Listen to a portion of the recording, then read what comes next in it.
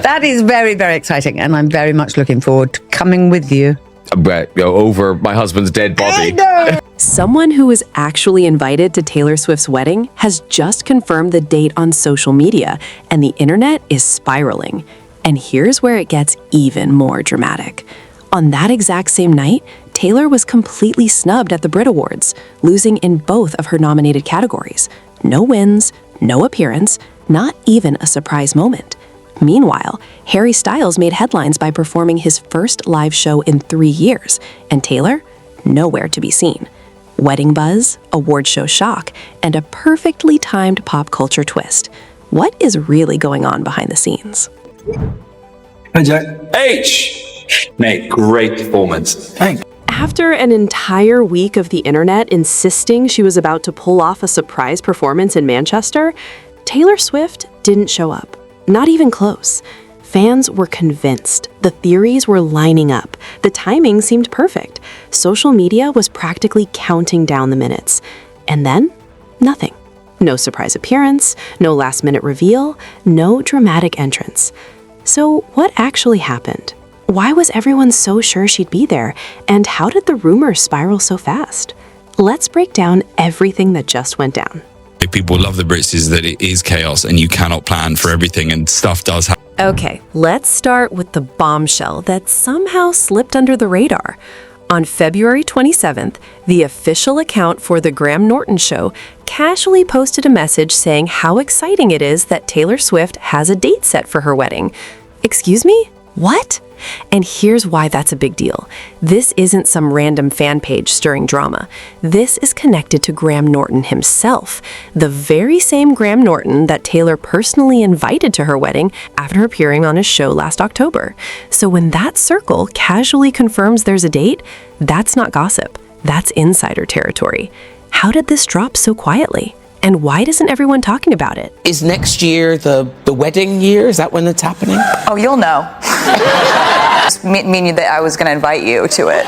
If you're inviting me, it's very big. It's huge. I think I can see Taylor. This is the same man who went on his podcast back in January and admitted he had signed so many NDAs about the wedding that he couldn't say a single word. He literally told his co-host on air that he was completely locked down. No hints, no clues, no slip-ups, because the non-disclosure agreements were that serious. So now you're telling me that the official circle around him is casually mentioning a wedding date? After months of I can't say anything, suddenly there's confirmation energy in the air? Something isn't adding up, and it feels a lot bigger than a simple social media post. Invited you to her wedding. I can say nothing. That means it's happening. I've signed so many NDAs. That is very, very exciting, and I'm very much looking forward to coming with you. Over my husband's dead body. And then things escalated. The official account for the Graham Norton Show publicly posted that a wedding date has been set. This isn't a tabloid throwing out guesses. This isn't fan fiction on social media. This is someone from inside Taylor Swift's real wedding circle, essentially confirming that June 13th is happening. Now add that to the wave of reports circulating all week, claiming the couple will marry at Ocean House in Watch Hill, with paperwork expected to be finalized within 30 days. Suddenly, June 13th doesn't feel like a rumor anymore. It feels locked in. And yes, we all saw the so-called investigation pointing out there were no permits filed, no visible police prep, no public event paperwork in Watch Hill. But let's be real. If there's anyone who could plan a high-profile wedding without leaving a public paper trail, it would be Taylor. Right now, the pieces are lining up in a way they haven't before, and the timing feels way too specific to ignore. Looked at publicly available building permits for Swift's address and found $2 million or so in renovations planned for her home, including a new addition. But none of the documents mention a wedding, of course, or what the upgrades could be. But here's where it gets really interesting. When you have someone who openly admitted he signed multiple NDAs about the wedding suddenly confirming that a date exists, the absence of public permits doesn't look like proof it's fake. It starts to look like proof of just how airtight Taylor Swift's security operation really is. She's not filing permits under her own name. She's not giving local departments advance notice that could leak. She's not leaving a paper trail for fans to track. If anything, this feels less like a wedding and more like a classified operation. And whether Graham Norton meant to or not, that confirmation may have just been the biggest clue yet that it's actually happening. Now let's shift to the Brit Awards, because this weekend did not go the way anyone expected. After a full week of reports claiming Taylor had secretly flown into the UK with more than 20 people, that she was hiding out in London, that she was heading to Manchester, that her team was scheduled to leave the Monday after the ceremony, she didn't show up. No red carpet, no surprise performance, no award acceptance, not even a quick appearance inside the building. She wasn't there at all. After all that buildup, the silence was louder than any performance could have been. Music and Mick Hucknall, the G-spot of the North, Manchester!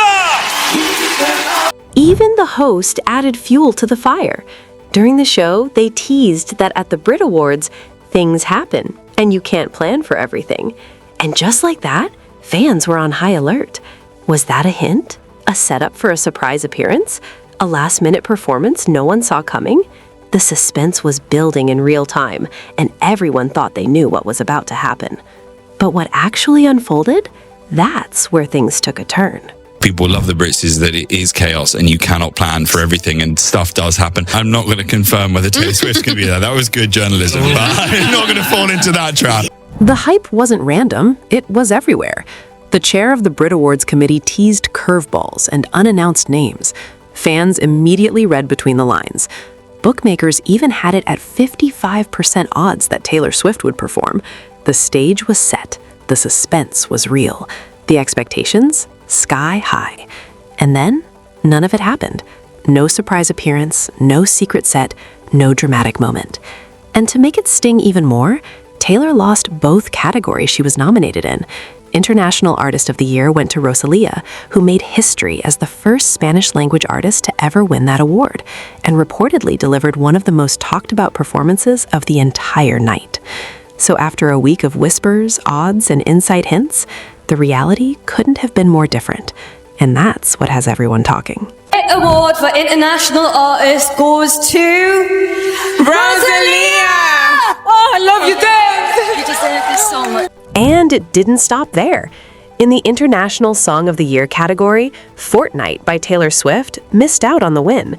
The award went to Rosé and Bruno Mars for APT, a moment that made Rosé the first K-pop artist ever to win at the Brit Awards. It was a historic victory, a huge night for global pop, and another unexpected twist in an evening where nothing unfolded the way fans predicted.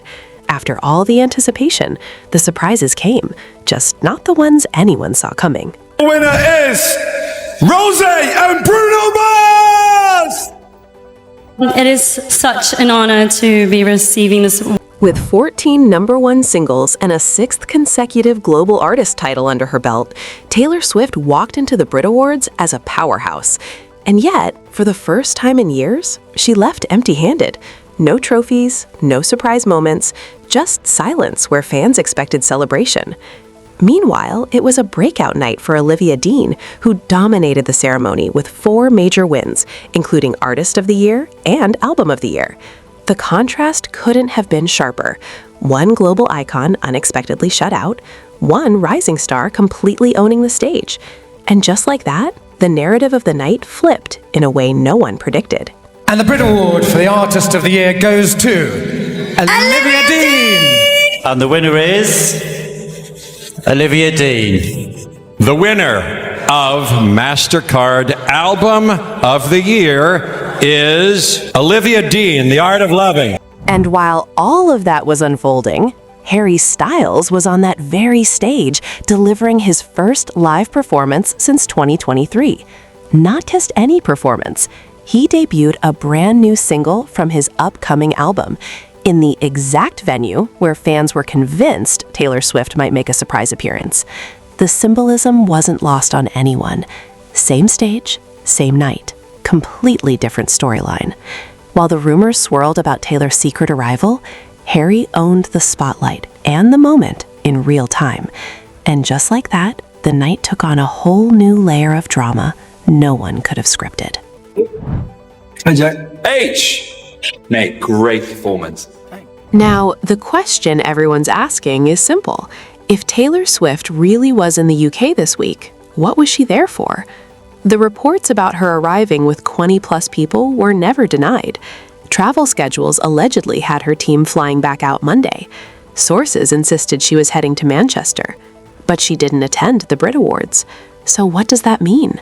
Either the reports were completely off, or Taylor flew to England for something entirely different and let the Brit Awards speculation act as the perfect cover.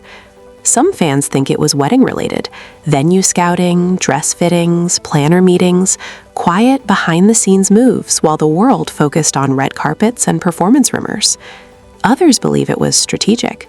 Why risk the optics of losing both awards on camera, especially with Harry Styles making his comeback performance on that very stage? Whatever the truth is, the contrast between Friday and Saturday is almost cinematic. Friday, the Graham Norton show essentially confirms a wedding date. Saturday, Taylor is shut out at the Brits while her ex headlines the night. The internet expected a triumphant surprise appearance. Instead, it got silence. And somehow, that silence feels more like Taylor than any performance ever could. She doesn't show up when you expect her to. She shows up when you've stopped looking. That's been the pattern her entire career. So if everyone is watching Watch Hill on June 13th, don't be shocked if the real I Do happens somewhere no one even guessed. I'm so excited about it. I'm just like, I know it's going to be fun to plan. Because I think the only stressful weddings are the ones where you have a small amount and people are on the bubble. Yeah. Right? Yes. And you have to evaluate or assess your relationship with them. Yeah. To see if they should be there. Yeah. I'm not going to do. Meanwhile, there's another twist in the story. Sources say Travis Kelce and Taylor Swift were recently spotted at the ultra-exclusive Yellowstone Club in Big Sky. And now, that location is suddenly being whispered about as a possible alternative wedding venue. We're talking about one of the most private, members-only resorts in the country, secluded, secure, and practically built for high-profile events that don't want headlines attached. So while everyone is busy watching Rhode Island, could Montana be the real move? The plot just thickened. The big question on everybody's mind is, where is Taylor and Travis going to have their wedding? And recently they were spotted at the Yellowstone Club in Blue Sky, Montana. And I actually was talking to another Swiftie friend of mine on here who said, what if they had the wedding there? And I thought, okay, that's actually a really smart idea, because it is a private club. There's no cameras allowed, no paparazzi, 2,900 acres. And not only could you buy a house on the property, but one of their friends, Erin Andrews, who Erin got married there, she would know how beneficial it was, maybe how private it was, and give some inside information on having a wedding there. Between Watch Hill, Tennessee, and now Montana, the wedding venue guessing game has officially gone national. Then you have Graham Norton confirming that a date exists, and June 13th reports stacking up from every direction. We may not know where yet, but we're closer than ever to knowing when. Yes, the Brit Awards shutout stung, but let's zoom out for a second. Taylor Swift is on track to become one of the top 3 artists in history for #1 hits. She was inducted into the Songwriters Hall of Fame, Fortnite is still dominating charts, and she's potentially getting married in 4 months. Meanwhile, Rosalia earned her historic win, Rosé made history of her own, and Taylor, she's building something bigger than any single award show moment. The trophies are one thing, the headlines are another, but whatever she's planning next, whether it's a wedding, a reinvention, or something no one sees coming, it's clearly operating on a completely different level. We just don't know what it looks like yet. I watched the entire game, man, and it's just so epic, man. From the first drop of the puck, man, that game was nonstop action and just had me at the edge of my seat at 8:05 in the morning or 8:10 in the morning, whatever it was, man. And loved every bit of it, man. I've talked to Taylor about this a few times, but she grew up in the country world in Nashville and in high school and coming up, and she raves about how together they are, how they maneuver on tour and stuff like that. She was underneath a lot of these big country singers. And it was Big Ed Kelce's birthday. Shout out to Big Ed. That's right. Making Winning another gold on Big Ed's birthday. Hell yeah, man. What more fitting for the big guy on his birthday? And so we gave him a shout and talked to him a little bit during the game. When you're a new parent and you hold the baby, it's the smell of your own child there in your hands. It's a great thing. Absolutely. Beautiful thing, man. It warmed me up. The first No doubt. That's the best. And that's a wrap on today's deep dive.